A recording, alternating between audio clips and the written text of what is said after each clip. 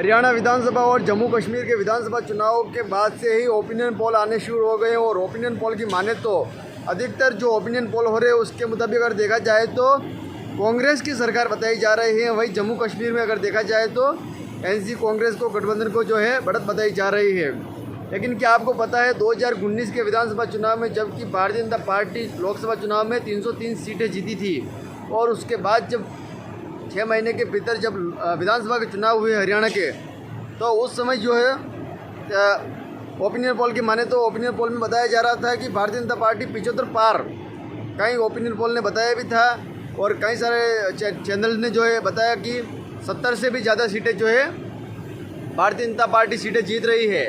लेकिन बाद में क्या हुआ, 40 सीटों पर अटक गई और भारतीय जनता पार्टी को गठबंधन के साथ सरकार बनानी पड़ी। अब ऐसा ही ओपिनियन पोल आ रहा है कांग्रेस के लिए, जो कि 2019 में आया था, वैसा ही 2024 में आ रहा है। अब देखना होगा ये क्या कांग्रेस के लिए ये सही साबित होंगे। मुझे तो नहीं लगता कि ये सही साबित होंगे, क्योंकि ओपिनियन पोल कोई एग्जैक्ट पोल नहीं होता है।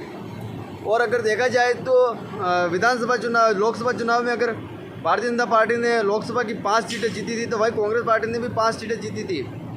लेकिन उसके बाद जो 6 महीने के भीतर जो है बहुत कुछ बदलाव हुए हैं। अगर बदलाव की देखा जाए तो उसमें भारतीय जनता पार्टी ने काफ़ी कुछ रिकवर किया है। जो उनकी जो परिस्थितियाँ जो थी उनको रिकवर किया है। कई विधायकों के जो टिकट काटे गए हैं और एंटी इनकमेंसी को जो है कंट्रोल किया है।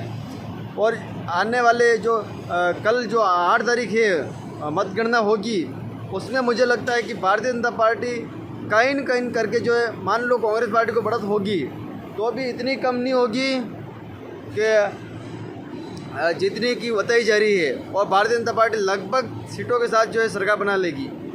देखते हैं 8 तारीख को क्या कुछ होता है। तब तक के लिए जय हिंद, जय भारत।